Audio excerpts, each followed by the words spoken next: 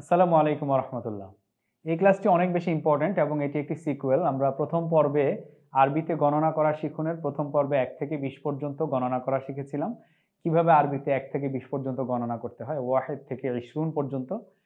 এবং আজকের ক্লাসে আমরা যেটি শিখব সেটি হচ্ছে আরবিতে গণনা করা শিখনের দ্বিতীয় পর্ব। এই দ্বিতীয় পর্বে থাকছে আমাদের ক্রমধারা, বিশেষ করে প্রথম, দ্বিতীয়, তৃতীয়, চতুর্থ এভাবে দশম পর্যন্ত এই ক্রমধারাগুলো আরবিতে কিভাবে গণনা করতে হয়। প্রথমত আরেকটি পার্ট থাকছে, সেটি হচ্ছে শতক, সহ, দশক, শতক এবং হাজার। দশকের ঘরগুলো যেমন আমরা তো 20 পর্যন্ত শিখেছিলাম পূর্বের ক্লাসে, আজকের ক্লাসে আমরা 30, 40, 50 এভাবে 100 পর্যন্ত। তারপর শতকের ঘরে 200, 300, 500 এটা শিখবো, এবং হাজারের ঘরে 1000, 2000, 5000, 10,000 এটা শিখবো। এবং এই ক্লাসটির শেষে সবার জন্য খুবই ইন্টারেস্টিং একটি বোনাস লেসন থাকছে। সেই লেসনটি দেখার জন্য ভিডিওটি দেখতে থাকুন।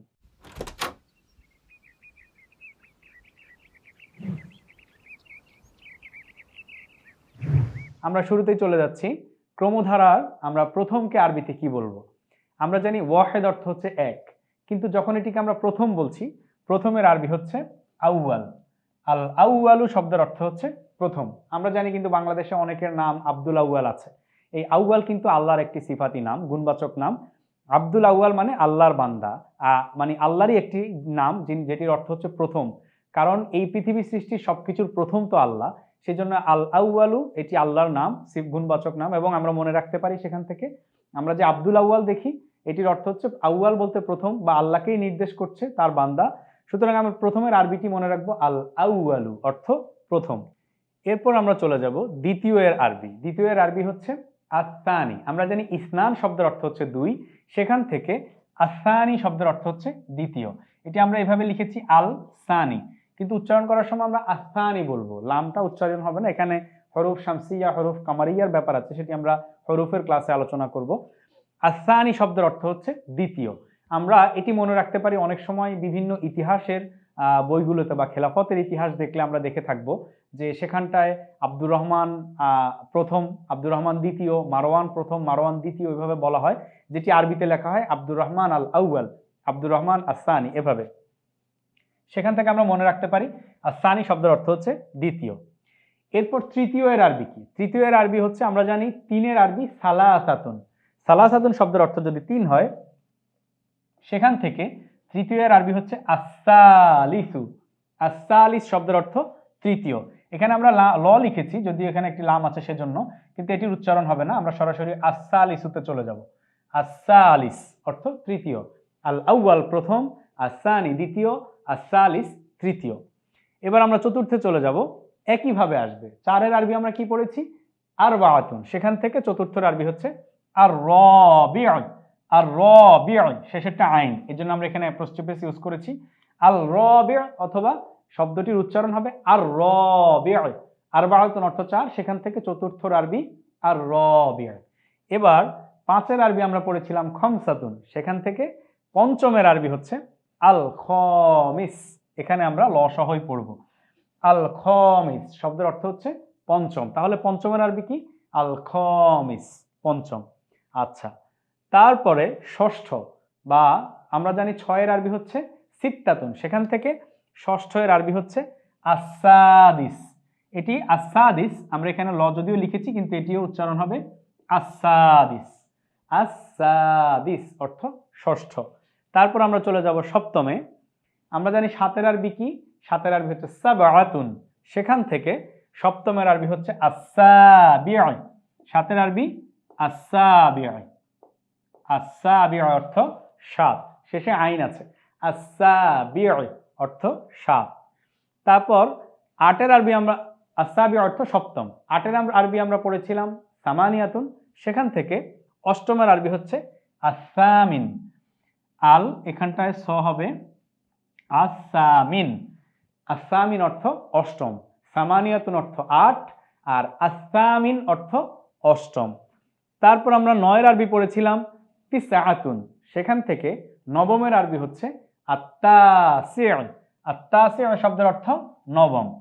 আমরা পড়েছিলাম তিসআতুন অর্থ নয়, সেখান থেকে আত্তাসিউ নবম। এবার সর্বশেষ আমরা পড়েছি আশারাতুন শব্দের অর্থ হচ্ছে 10, সেখান থেকে আল আশের, আশের শব্দের অর্থ হচ্ছে দশম। এটিকে আমি একটু শিক্ষার্থীদের পড়ার সুবিধার্থে একটু রিলেট করে দেই। যেমন আমি প্রথম শ্রেণীতে পড়ি, সেটি কিভাবে বলি আমরা? সফুল আউয়াল। তারপরে দ্বিতীয় শ্রেণী সফুল সানি, তৃতীয় শ্রেণী সফুল সালিস, চতুর্থ শ্রেণী সফুল রাবিউ, পঞ্চম শ্রেণী সফুল খামিস, ষষ্ঠ শ্রেণী সফুল সাদিস, সপ্তম শ্রেণী সফুল সাবিউ, অষ্টম শ্রেণী সফুল সামিন, নবম শ্রেণী সফুল তাসিউ এবং দশম শ্রেণী সফুল আশির। আশির শব্দের অর্থ হচ্ছে দশম। আমরা ক্রমধারাটি শিখে নিলাম।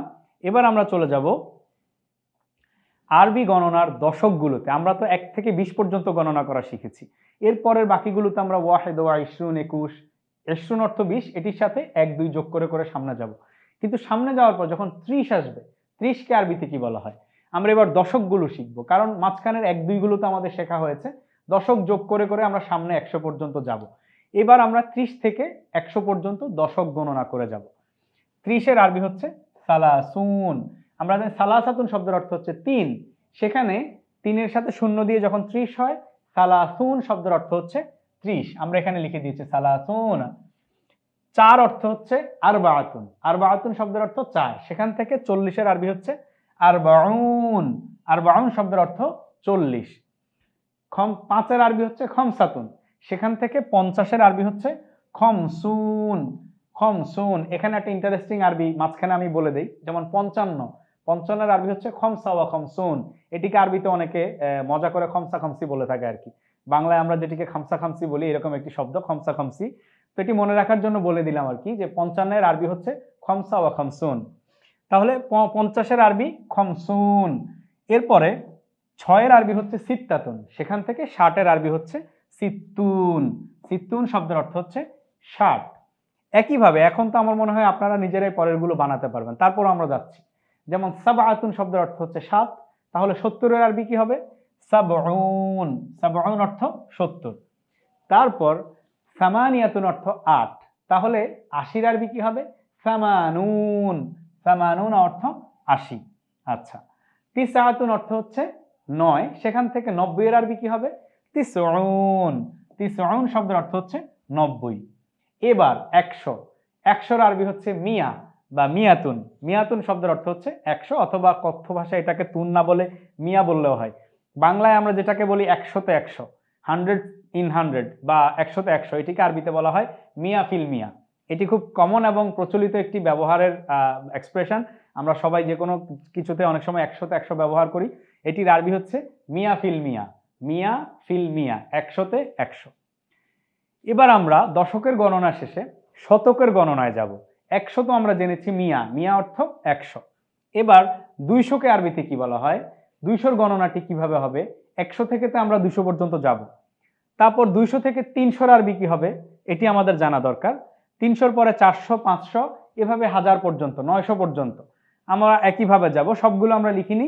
200 থেকে 500 পর্যন্ত জানা হলেই আমরা 600, 700, 800, 900 ওগুলোও জেনে যাব।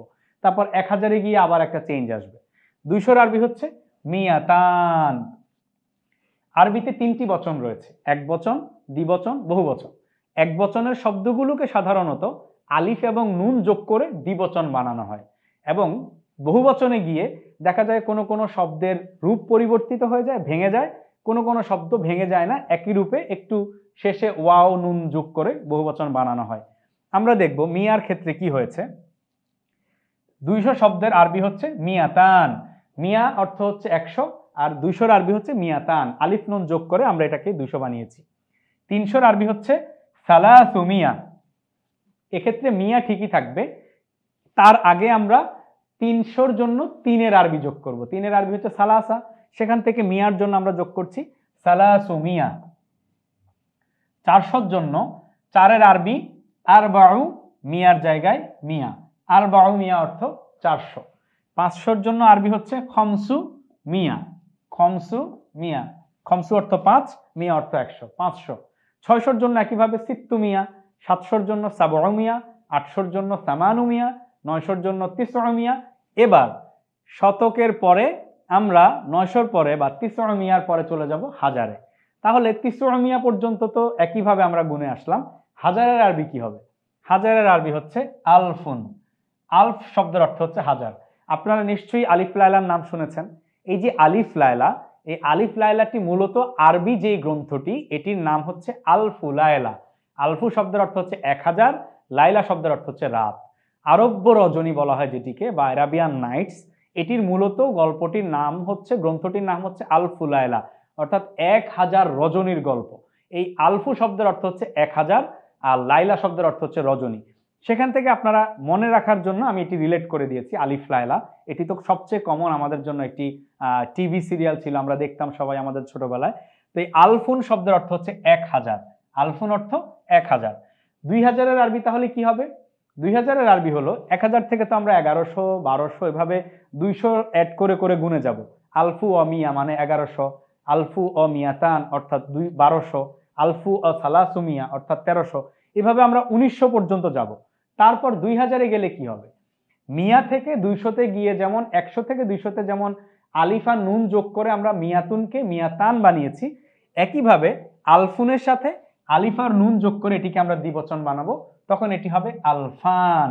আলফান শব্দের অর্থ হচ্ছে 2000। আলফুন অর্থ 1000, আলফান অর্থ 2000। তাহলে 3000-এর আরবি কি হবে? আমরা এখানে একটু আলাদা করে দিয়েছি। আমরা যেহেতু 300, 400, 500 পড়েছিলাম, একই পদ্ধতি অবলম্বন করে আমরা কি করব? 300-কে লিখব সালাসু বা সালাসাতু আলাফ। সালাসা, 3-এর আরবি কি? সালাসা। সেটিকে দিয়ে আমরা আলফুনের বহুবচন আলাফ লিখে দিব। সালাসাতু আলাফ অর্থ 3000। আচ্ছা, এখানে আমরা 5000 লিখেছি, তাহলে একইভাবে 5000-এর আরবি কি হবে? 5-এর আরবি লিখেছি আমরা খমসাতু, কারণ খমসাতুন অর্থ হচ্ছে 5। তারপরে হাজারের বহুবচন, আলফুনের বহুবচন হচ্ছে আলাফ, এটি আমরা মনে রাখলেই হবে। আলফুনের দ্বিবচন হচ্ছে আলফান এবং বহুবচন হচ্ছে আলাফ। তাহলে 5000-এর আরবি কি? খমসাতু আলাফ। তারপরে 6000-এর আরবি কি? সিত্তাতু আলাফ। 7000-এর আরবি সাবআতু আলাফ। 8000-এর আরবি সামানিয়াতু আলাফ। 9000-এর আরবি তিসআতু আলাফ। 10,000-এর আরবি এখানটায় আমরা দিয়েছি আশারাতু আলাফ। এই আশার অর্থ 10, আলাফ অর্থ হাজার। 10,000 এটির আরবি হচ্ছে আশারাতু আলাফ। এবার আমাদের যেই গণনাটি আমরা আসলাম, একেবারে দশকের ঘর থেকে শতক, শতকের ঘর থেকে হাজারের ঘর পর্যন্ত, 10,000 পর্যন্ত গণনা আমাদের হয়ে গেছে। এবার আপনারা যে এত কষ্ট করে এই ভিডিওটি শুরু থেকে দেখছেন, আপনাদের জন্য একটি বোনাস লেসন রয়েছে, এবং এটি খুবই ইন্টারেস্টিং একটি লেসন। যেহেতু টাকা বা মুদ্রা গণনার জন্য আপনাদের এই 1, 2, 3 থেকে 10,000 পর্যন্ত আসতে হবে, সেজন্য বিভিন্ন দেশের টাকার বা মুদ্রার নামগুলো আমাদের জানা দরকার, এবং সেই মুদ্রার নামগুলোকে আমরা এখানে আপনাদের জন্য বোনাস লেসন হিসেবে দিয়ে দিয়েছি। আমরা জেনে নেব বাংলাদেশের মুদ্রার নাম কি। এখানটা এক পাশে আমরা দেশের নাম দিয়েছি, আর এক পাশে মুদ্রার বা টাকার নাম দিয়েছি। বাংলাদেশি টাকাকে বলা হয় টাকা, বা বাংলাদেশি মুদ্রার নাম হচ্ছে টাকা। আরব আমিরাত, সংযুক্ত আরব আমিরাত বা দুবাই, আপনারা যেটাকে দুবাই হিসেবে চিনেন, সেখানে অবশ্য আরো কতগুলো শহর আছে, দুবাই, শারজা, আবুধাবি, অনেকগুলো শহর সিটি আছে। আমরা দুবাই বললেই বুঝি আর কি, উনি দুবাই থাকেন, কিন্তু দেশটির নাম হচ্ছে সংযুক্ত আরব আমিরাত। আচ্ছা, আরব আমিরাতের মুদ্রার নাম হচ্ছে দিরহাম। আচ্ছা, তারপর এই যে 3টি দেশ, এই 3টি দেশের প্রত্যেকটি দেশের মুদ্রার নাম হচ্ছে রিয়াল। এই জন্য আমরা এই 3টিকে আবার একসাথে দিয়েছি, যেমন Saudi Arab Saudi Real, Oman হচ্ছে ওমানি রিয়াল, কাতারে হচ্ছে কাতারের মুদ্রার নাম কাতারি রিয়াল। তাহলে সৌদি আরব, ওমান, কাতার, এই 3টি দেশের মুদ্রার নাম রিয়াল। দুবাইয়ের মুদ্রার নাম দিরহাম, বাংলাদেশি মুদ্রার নাম টাকা। তারপরে আরো কিছু মুদ্রার নাম আমরা দেখব, যেমন আমাদের অনেক প্রবাসী ভাইরা এই দেশগুলোতে থাকেন। কুয়েতের মুদ্রার নাম কি? কুয়েতি দিনার। বর্তমানে পৃথিবীর সবচেয়ে দামি মুদ্রা হচ্ছে কুয়েতি দিনার, এবং দ্বিতীয় দামি মুদ্রা ওমানি রিয়াল। তাহলে কুয়েতের মুদ্রার নাম কি? দিনার। বাহরাইনের মুদ্রার নাম বাহরাইনি দিনার। 3টি দিনার আছে, এই 3টি দিনার আমরা একসাথে দিয়েছি, কুয়েত, বাহরাইন এবং জর্ডান। কুয়েতি দিনার, বাহরাইনি দিনার এবং জর্ডানিয়ান দিনার, এই 3টি হচ্ছে দিনার। তারপরে পাউন্ড আছে, লেবানন এবং মিশর, এই 2টির মুদ্রার নাম হচ্ছে পাউন্ড। লেবানিজ পাউন্ড, মিশরি পাউন্ড বা ইজিপশিয়ান পাউন্ড। তাহলে 2টি পাউন্ড পেলাম, মিশর এবং লেবাননের মুদ্রার নাম হচ্ছে পাউন্ড। তারপরে কুয়েত, বাহরাইন এবং জর্ডানের মুদ্রার নাম হচ্ছে দিনার। সৌদি আরব, ওমান এবং কাতারের মুদ্রার নাম হচ্ছে রিয়াল। দুবাইয়ের মুদ্রার নাম দিরহাম, এবং বাংলাদেশের মুদ্রার নাম টাকা। এই টাকায় গণনা করি, কিংবা দিনারে গণনা করি, অথবা দিরহামে গণনা করি, অথবা পাউন্ডে গণনা করি, গণনা করার সুবিধার্থে আমাদের যে 1 থেকে শতক, হাজার, 10,000 পর্যন্ত গুনতে হবে, এই গণনায় আমরা গণনার ক্রমধারা এবং সংখ্যাগুলো শিখে নিলাম। আমাদের এই ভিডিওটিতে এবং এই ক্লাসে এতটুকু ছিল আমাদের সবার জন্য। আজকের ক্লাস এ পর্যন্তই।